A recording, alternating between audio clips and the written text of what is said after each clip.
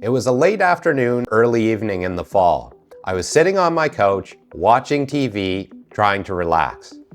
All of a sudden, I could see some movement out of the corner of my eye, so I got up to investigate it. Now what you see here is a foam chimney flue thimble cover. Now the chimney flue thimble usually connects the chimney flue to the stovepipe. However, the stovepipe was taken out years ago. The movement that I saw was not wind. It was actually a poking action of something poking through the foam thimble cover. So that made me think, what type of animals could get into a chimney? So I researched it. Now it came up with 5 likely animals that would be able to fit inside a chimney and may enter your chimney flue. The first of which was bats. Now bats may enter a chimney looking for a protected space to raise their young. However, I'm located in Nova Scotia and bats have actually been all but wiped out due to the white nose syndrome. So I'm going to cross them off the list. Next up is squirrels.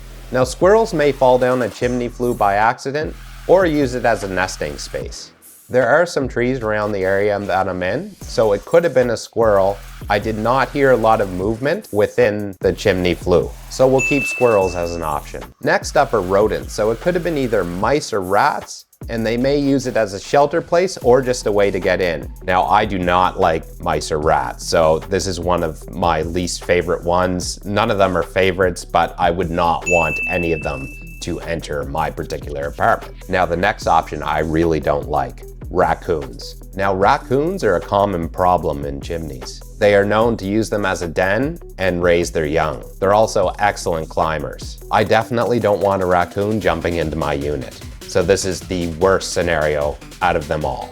I didn't hear a lot of noise and there wasn't aggressive movement, so I'm actually going to eliminate raccoons as a possibility. Now the last option is birds. Birds sometimes use chimney flues or chimneys as nests, or sometimes they just fall into chimneys and have trouble getting themselves out or cannot get out on their own. Now, due to the poking action, it actually could have been a beak of a bird. Now, birds I would think I would hear more noise from, so I'm actually going to eliminate them as a possibility. Now, knowing any one of the options that I just mentioned could be in my chimney flue, I panicked. So I ended up scurrying out to my vehicle, opening up the trunk, grabbing whatever bungee cords or straps I could get my hands on, and then going back into the unit, setting up. At the time, I didn't have any tape, I didn't have any glue, so I just used the straps and bungee cords to strap up the chimney flue thimble foam cover. It took a bit of time, and it's not a pretty end result, but to this day, I still have this setup. And it's a constant reminder of the panic of that particular day and that moment. If you're looking to avoid this situation, I recommend getting a professional chimney cap installed. My name is Ted, and I hope you enjoyed this story. Have a good day.